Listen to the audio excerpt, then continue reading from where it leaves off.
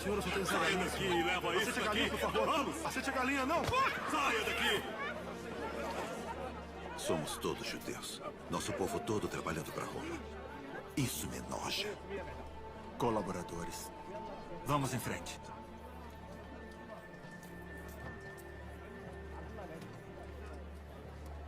São vermes asquerosos. Devia manter distância deles. 2 homens foram ao templo para orar. Um era fariseu e o outro um publicano. O fariseu orou: Deus, eu agradeço por não ser como os outros homens, ladrões, adúlteros, ou como este coletor de impostos.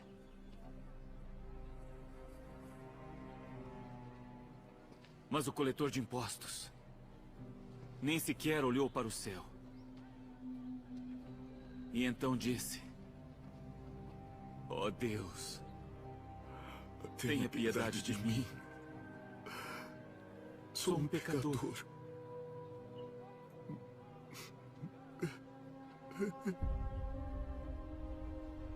E Deus abençoou o publicano, não o fariseu. Quem se exalta será humilhado, e todo aquele que se humilhar será exaltado. Mateus,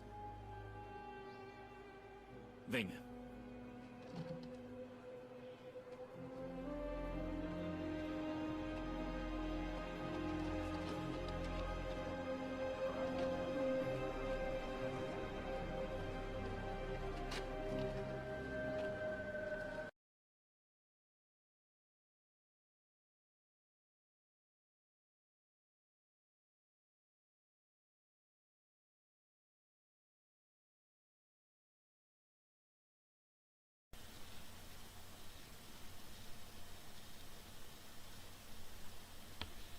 Olá, bem-vindos. Sou a Lorena Lopes e hoje quero refletir com você sobre uma passagem das mais emocionantes que encontramos nos Evangelhos, o chamado de Mateus. Na proteção do Mestre Jesus e dos bondosos Espíritos, convido você a ficar conosco nesta live, que é promovida pela bendita Associação Assistencial Espírita Mestre de Amor. Se você gostar, compartilhe e deixe o seu like também. Inicio a nossa conversa citando as palavras de Emmanuel, contidas na obra Luz da Oração, na psicografia de Chico Xavier. Diz ele: oraste, pediste, desfaze-te, porém, de quaisquer inquietações e asserena-te para recolher as respostas da divina providência. Ora e pede. Em seguida, presta atenção. Algo virá por alguém ou por intermédio de alguma coisa, doando-te na essência as informações ou os avisos que solicites. Em muitas circunstâncias, a advertência ou o conselho, a frase orientadora ou a palavra de bênção te alcançarão a alma, no verbo de um amigo, na página de um livro, numa nota singela de imprensa e até mesmo num simples cartaz que te cruze o caminho.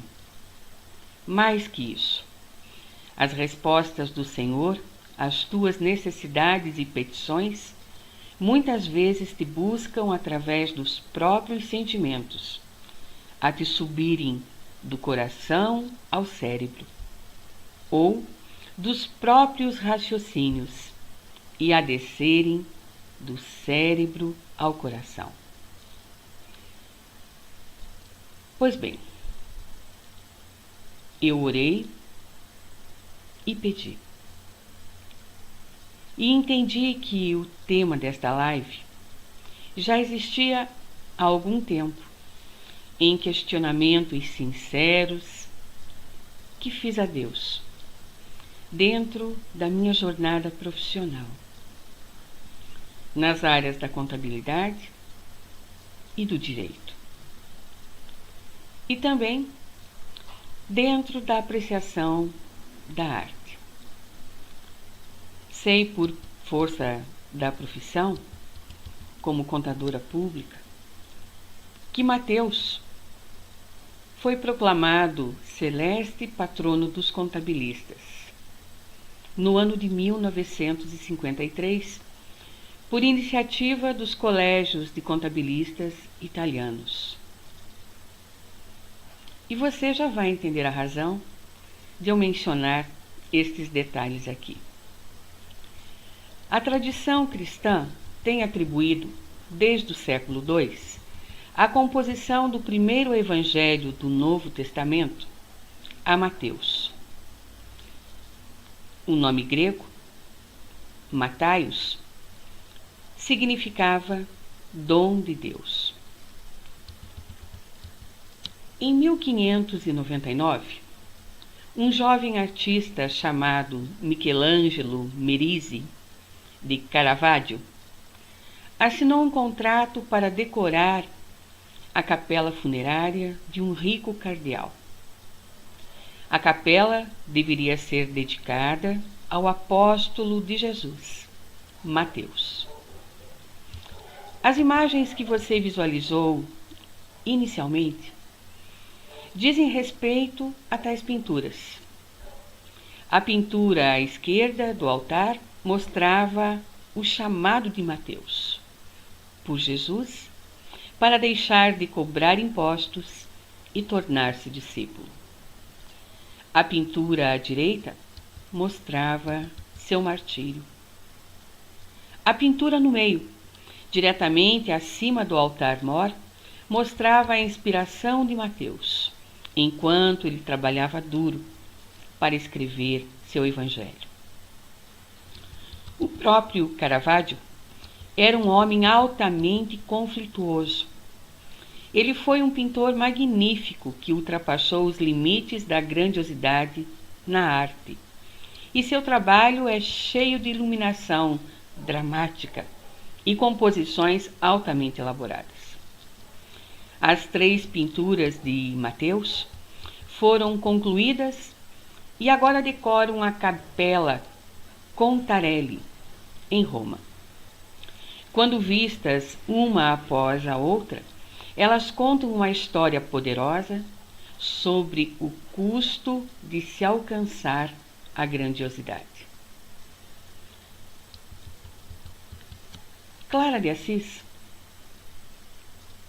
fala: Jesus é a ponte entre aquele que tudo pode e as criaturas que de tudo precisam. E eu trago também uma fala do professor e filósofo moderno Clóvis de Barros. Ele diz: o que a vida tem que ter para valer a pena? E faz menção ao exemplo de Jesus. A vida que de fato vale a pena é a vida assumidamente dedicada ao outro. Isso fará de você um vivente feliz, completa o professor. Pois bem, Jesus não apresentou um cartão de visitas a nenhum de seus discípulos, mas os convidou para um encontro, dizendo: vinde, vede, segue-me. e do verdadeiro encontro com Jesus. A alma imortal não se esquece nunca. Você assistiu ao vídeo retirado da rede mundial de computadores. Marca ali um significante encontro, um emocionante chamado e uma conversão libertadora. É o chamado de Mateus. Mateus, de origem judaica, nascido em Cafarnaum, recebeu de Alfeu, seu pai, o nome Levi. Foi contabilista, era um arrendatário de tributos, um rendeiro, e atuava na área da contabilidade pública. Não era bem visto pela sociedade, sendo considerado um pecador, porque era um cobrador e arrecadador de tributos. O local onde os tributos eram pagos chamava-se Telônio. Cafarnaum era cortada pelas principais estradas da Palestina. E Jesus tinha especial simpatia por essa província romana, tendo nela pregado a sua doutrina por várias vezes. Jesus passou diante do Telônio, parou e disse: "Segue-me." O pecador levantou-se e acompanhou o mestre, abandonando seus lucrativos negócios. Antes de sua conversão, Mateus era o mais instruído e rico de todos. Escreveu o relato das pregações de Jesus por volta dos anos 50 depois de Cristo. O seu evangelho é considerado o mais completo, bonito e organizado. Pregou em primeiro lugar na própria Palestina e, em seguida, dirigiu-se à Arábia e à Pérsia, deslocando-se finalmente para a Etiópia, onde encontrou o seu martírio, a sua morte.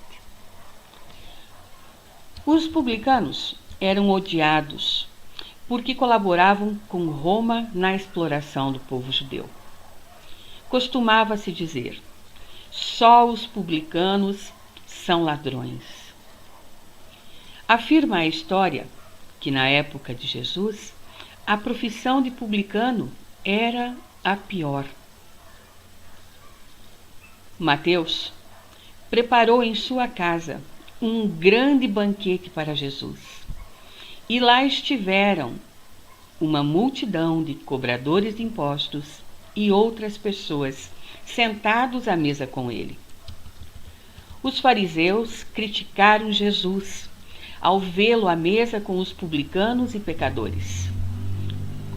E o mestre respondeu: "Não vim chamar justos, mas pecadores ao arrependimento." Para finalizar, trago a fala coloquial de Mardoni Leal, um escritor religioso. Diz assim: "Olha, com certeza Mateus já havia ouvido falar de Jesus, seja na pregação de João Batista, declarando a todos que ele era o Cordeiro de Deus, ou no caso do endemoniado liberto na sinagoga de Cafarnaum, que foi um escândalo para os rabinos, ou na pesca maravilhosa, milagrosa, no lago de Genezaré, que incluiu os do outro barco, ou ainda no caso do paralítico que se levantou diante de todos em cura e perdão. De modo que tudo isso foi gerando na mente de Mateus expectativas acerca de Jesus, especialmente porque ele vivia numa berlinda. Por um lado, ele odiava o império, queria ver o fim dele, mas, por outro lado, dependia do império. Era assalariado por ele, empregado de Roma. E é aí, nesse contexto socioeconômico de opressão e dependência, que Jesus chega e diz: segue-me. Ao que Mateus prontamente largou tudo e seguiu a Jesus. Portanto, a vida de Mateus só fazia sentido no sentido que era atribuído a ele pelo Império Romano. Ele era um cobrador de impostos. E fora isso, ele não era nada. Não era mais bem-vindo na sinagoga, na feira, no templo e nas festas. Afinal de contas, quem é que suporta passar todos os dias da vida sem viver, sem se alegrar? Chega uma hora que a alma diz basta, e o que surge na mente é ódio. Ódio do trabalho, ódio de Roma, ódio dos colegas, ódio de si mesmo, ódio do mundo. E tudo o que se quer nessa hora é largar tudo. Mas não dá, pois esse tudo, embora não signifique nada, é tudo o que se tem. O seguir a Jesus traz para Mateus não uma saída. Repito, o seguir a Jesus traz para Mateus não uma saída ou uma solução mágica, mas oferece a ele a alternativa de ser alguém em Deus. Em Jesus, ele volta a ser gente outra vez. Sua autoestima, sua dignidade são devolvidas. Ele agora sabe o que é ter amigos e, sobretudo, o que é ter Jesus como amigo. Ora, Mateus dá uma festa para Jesus e convida a turma lá da firma para participar. Por que não? E assim, o segue-me de Jesus, pessoal e objetivo, passa a ter um significado coletivo e de possibilidades diversas. Olha que significante esta fala deste escritor. Concluindo, eu fui buscar na obra O Evangelho Redivivo, publicado pela Federação Espírita Brasileira, o trecho de uma mensagem que foi também psicografada por Chico Xavier, no ano de 1936, e que no seu término traz uma afirmativa que vale a nossa reflexão. Diz assim: antes dos cérebros, faz-se mister iluminarem-se os corações. O Espiritismo marchará como Cristo, ou se desviará de suas finalidades sagradas. Ou os homens realizam o Evangelho, ou a sua civilização terá de desaparecer.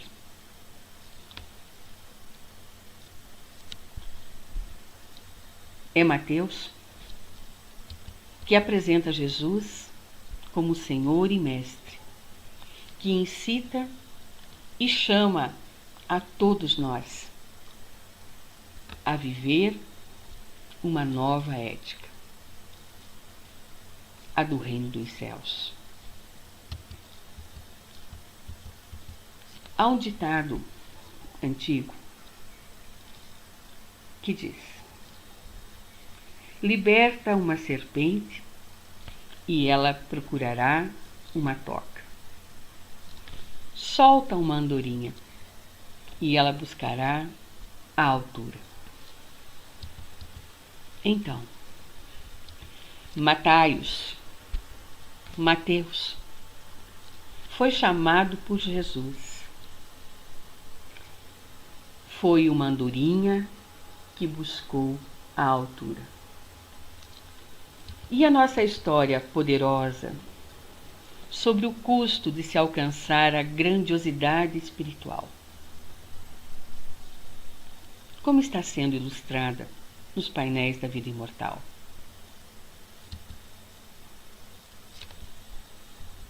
Fiquem bem. Se cuide. Coragem. Voemos alto, em busca da luz, da grandiosidade espiritual. Jesus nos abençoe.